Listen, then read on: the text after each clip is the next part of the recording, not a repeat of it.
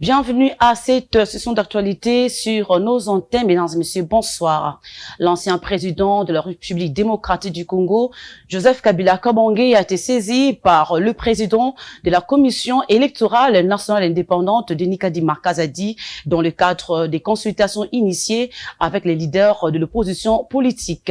La correspondance est signée le 1er juillet. Le président de la centrale électorale veut obtenir une rencontre avec le chef de file du FCC pour des échanges afin d'explorer des solutions pour un processus plus inclusif. Le détail avec Viningali Junior.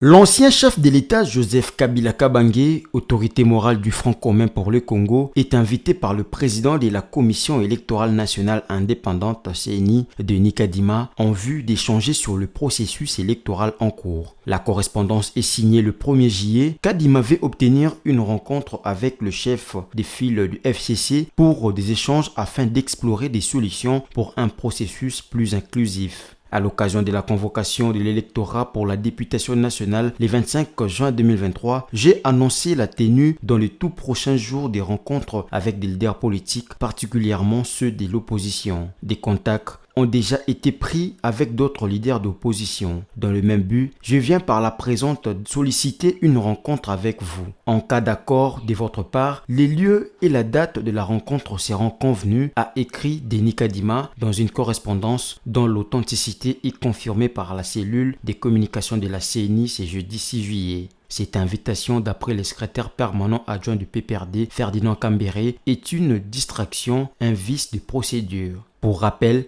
Denis Kadima a déjà reçu les groupes des 4 leaders de l'opposition politique, à savoir Martin Fayulu, Matata Ponyo, Délice Sanga et Dieudonné Bolenguitengue, représentant Moïse Katumbi. Ensuite, c'était le tour du chef du parti politique Nouvel Élan, Adolphe Muzito. Pendant ce temps, le train électoral ne s'arrête pas malgré les risques sécuritaires et financiers évoqués par la centrale électorale. Le bureau des réceptions et des traitements des candidatures, BRTC, ouvert le 26 juin dernier, continue de recevoir les dossiers des candidatures pour la députation nationale.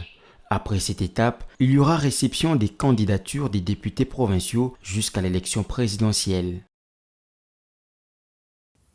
Eh bien, autre chose à présent, le procès en flagrance des présumés kidnappeurs s'est tenu le mercredi 5 juillet 2023 au tribunal de grande instance de Kinshasa-Gombe, qui s'est déporté sur l'esplanade du ministère de l'Intérieur dans la commune de Lingouala. 27 présumés kidnappeurs comparaissent devant cette juridiction et sont poursuivis pour plusieurs griefs.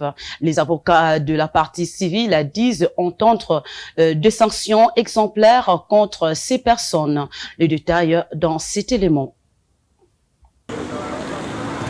Ces présumés kidnappeurs ont été appréhendés par la police nationale congolaise. Ils sont au nombre de 27, dont 26 adultes et un mineur qui sera jugé au tribunal pour enfants. Les adultes, quant à eux, comparaissent en flagrance devant le tribunal de grande instance de Kinshasa-Gombe. L'audience foraine du mercredi 5 juillet s'est tenue en présence des victimes, venues nombreuses dans l'espoir de retrouver ou même reconnaître un de leurs bourreaux. Le fils de Passiliolo a été tué par un groupe de présumés kidnappeurs. La mort dans l'âme, la mère de cette victime est venue avec la photo de son défunt fils.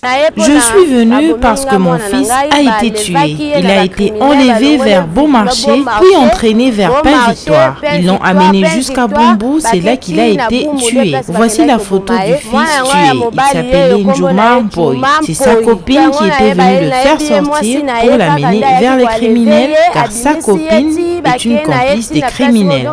C'est Isaac et Justin qui auraient fait ça à mon fils. Parmi les victimes, il y a aussi un rescapé qui est venu au procès pour récupérer son véhicule volé par un groupe de kidnappeurs qu'il reconnaît parmi les 26 présumés kidnappeurs adultes arrêtés. Je suis venu témoigner parce que j'ai été victime d'enlèvement. Ils pensaient que j'étais mort. Voici mes photos dans l'état qu'ils m'avaient laissé. Je demande à la justice de faire son travail en vue de m'aider à retrouver les véhicules d'autrui. L'avocat de la partie civile croit en l'état de droit.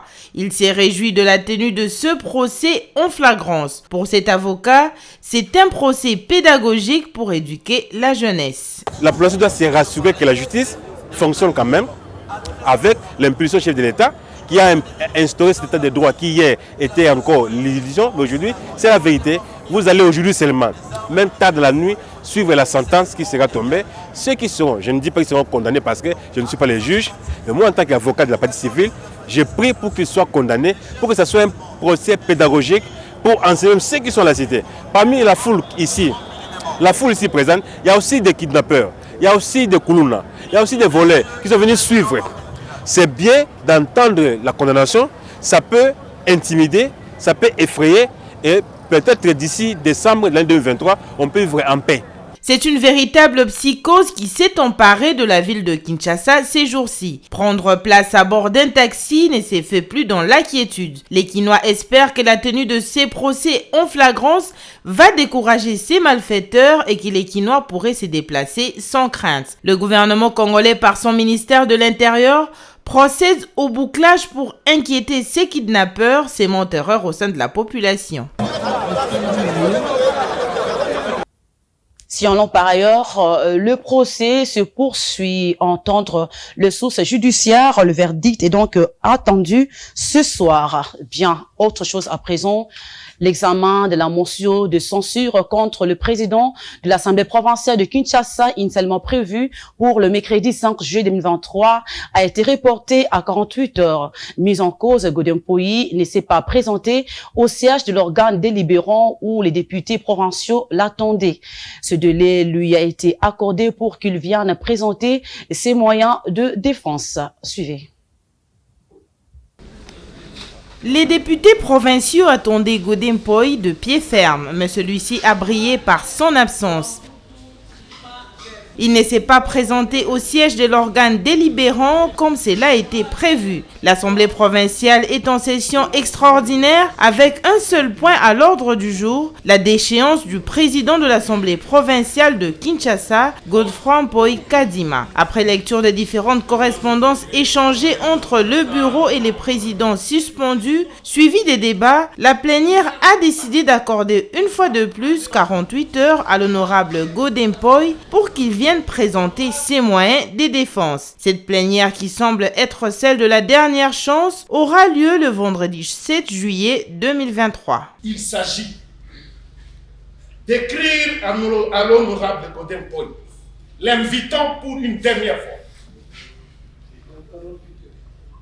Et dans 48 heures qui se présente ici, pour la dernière fois, une invitation lui adressée. Dans ses correspondances pour se défendre, le président Godin Poyi a évoqué une jurisprudence. Il s'agit du cas de l'ancien ministre provincial des Finances Jean Goy Mvouzi qui était également sous le coup d'une interpellation. Pour le concerner, les deux cas ne sont pas similaires. Godin Poyi n'a qu'à se présenter. Je n'ai jamais introduit des lettres pour dire que je suis malade, non. La seule interpellation pour laquelle j'avais répondu par écrit, c'était l'interpellation de l'honorable Mike Moukebaye, d'autant plus que la compétence est d'attribution. Ça concernait la collègue à son temps, la collègue de l'environnement. Comment les contrats sont signés, comment on calcule ce qu'on doit à chaque ONG, ce n'était pas mon problème. Alors, le bureau avait compris et il m'avait écrit, tout en demandant aux députés motionnaires d'orienter le dossier acquis des droits.